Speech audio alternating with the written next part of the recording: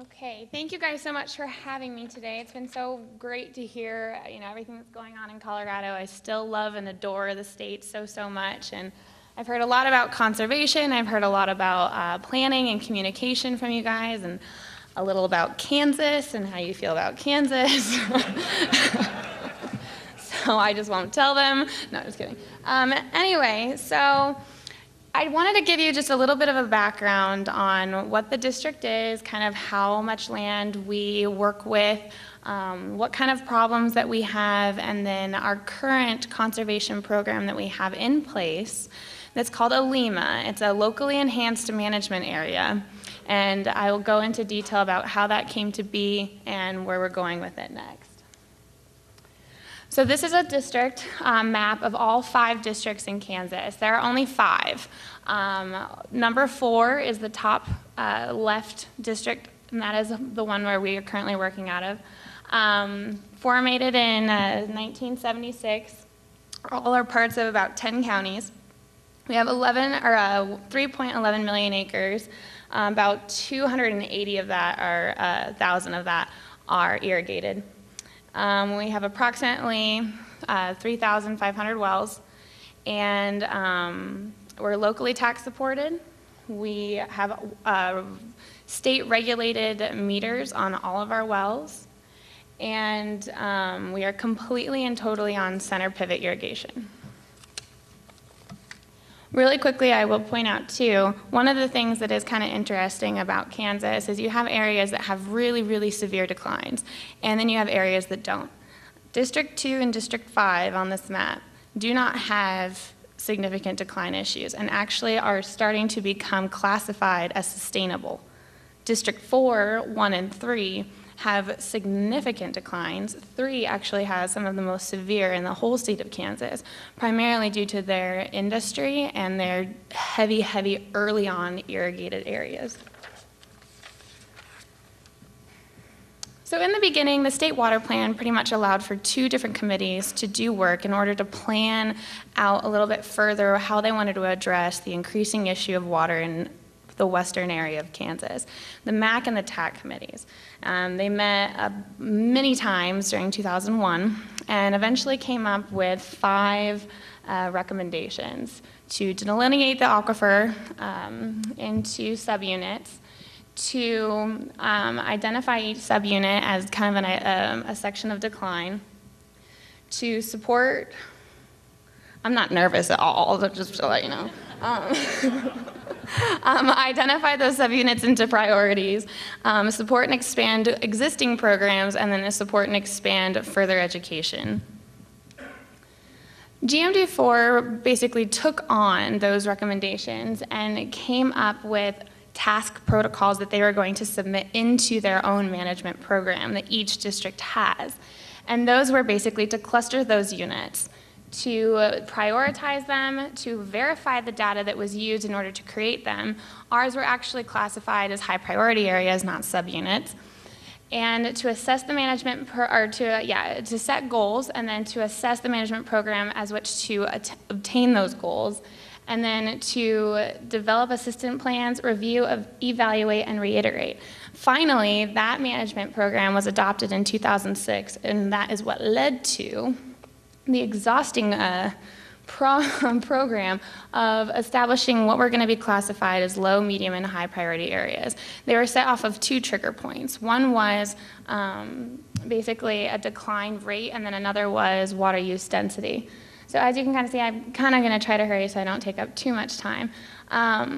But we basically ended up focusing primarily on the high priority areas first. Let's see. This is a map of all of the high priority areas that are in our district. The only high priority area that actually said, you can come back when we went and talked to them about ways in order to address some of their water issues was the Sheridan 6 area, which is the furthest to the right-hand side. Everyone else pretty much said, don't call us, we'll call you.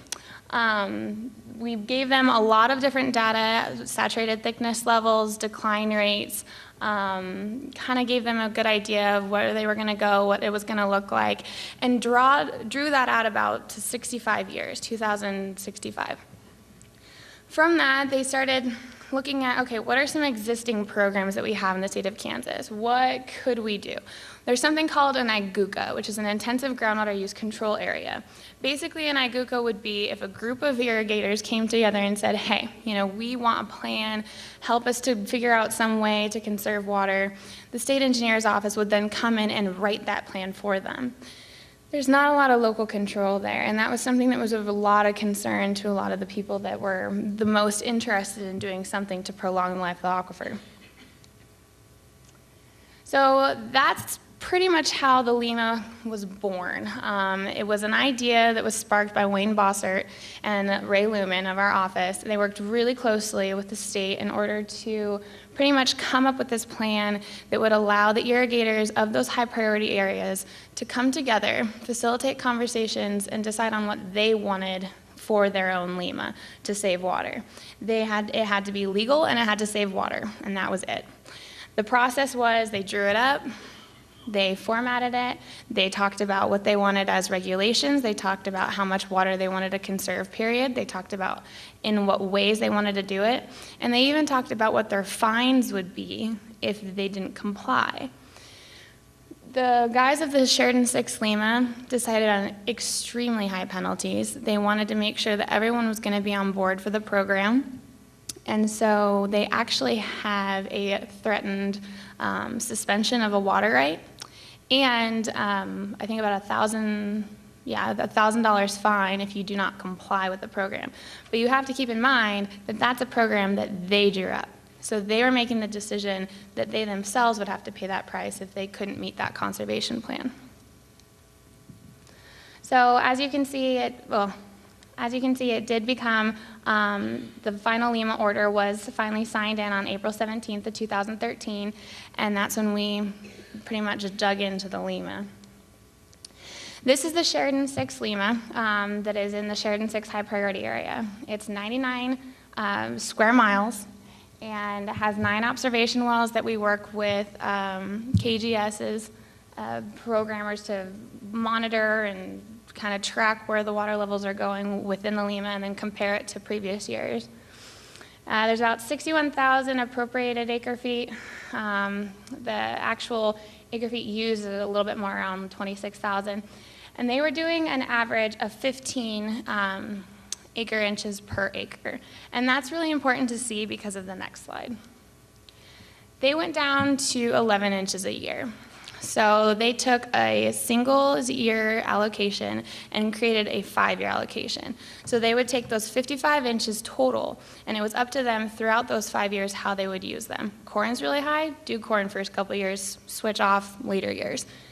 It gave them so much flexibility of how they were going to address their own management program that while still saving about 20% of the water comparatively to what they had used in previous years. We had things called umbrella accounts, which means that they're able to move water between wells within that high priority area.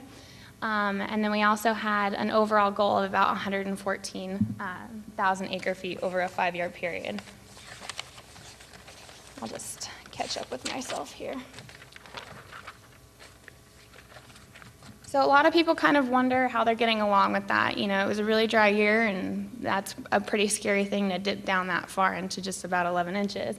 We haven't been sued yet, so that's a really good thing. There has been, we were really thankful for some moisture that we got in June and July that really came at a positive time and was able to kind of just make sure things went smoothly. Overall, though, we're working with the the Division of Water Resources, and they are just being wonderful and getting us all of the water use report cards as quick as they can when they come into their office. We're doing all the in-house calculations ourselves in order to keep track of where people are, how much water they've used, and how much they have left in their 5-year period in 55 acre inches. As of now, we have 153 of the 196 water use report cards back, and the average is 10.2 inches per irritable acre. We are moving forward right now in another area as well, our Sherman County high priority area, which is a little bit smaller, but does actually include both vested water rights and a municipality, which the first one did not. We had a meeting on January 13th, and we're actually going to be having another one on the 31st of this month. When we asked the entire room if they wanted to do something, there was only one person that did not. So that's really positive as well. The glory of the LEMA too is we keep telling them, you know, it doesn't have to be 11 inches for you. Northwest Kansas is very strange in the fact that you can go about 50 miles and you really change in your amount of precip. So the guys in Sherman County are probably not going to be at the same place that the Sheridan 6 guys were, but they're going to be able to take that format and pretty much formulate their own plan that's going to work for them. We're also working with the Kansas Farm Management Agency and the Kansas Water Office. It's pretty much an economic study in order to backtrack 5 years and go forward 5 years. There's a lot of people that are really interested on any on-field changes that took place and how these irrigators pretty much adapted to having this water restriction. So hopefully we'll start getting some data back from that. It's kind of been difficult to get everyone on the same page, but we're thinking positive about it. And then also the Sheridan 6 Advisory Committee. There's about 11 guys on there, all of which are irrigators, all of which are kind of have really been a power forward for this LEMA. They meet twice a year, go over water level data, go over restriction issues, go over anything that pops up along the way, and then we make recommendations for the further years.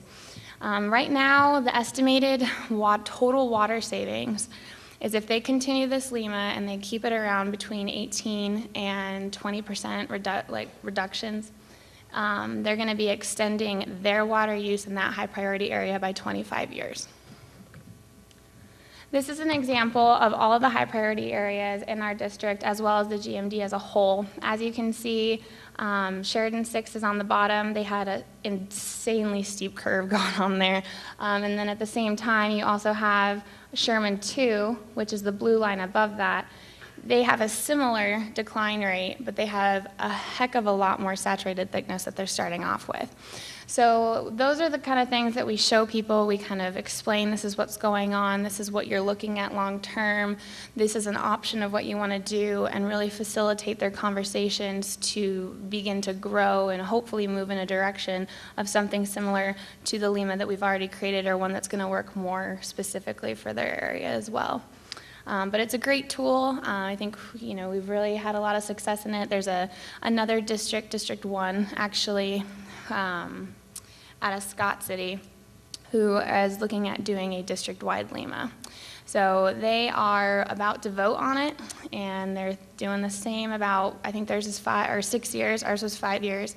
The irrigators did want it to have a sunset as we're beginning out, kind of have a trial period.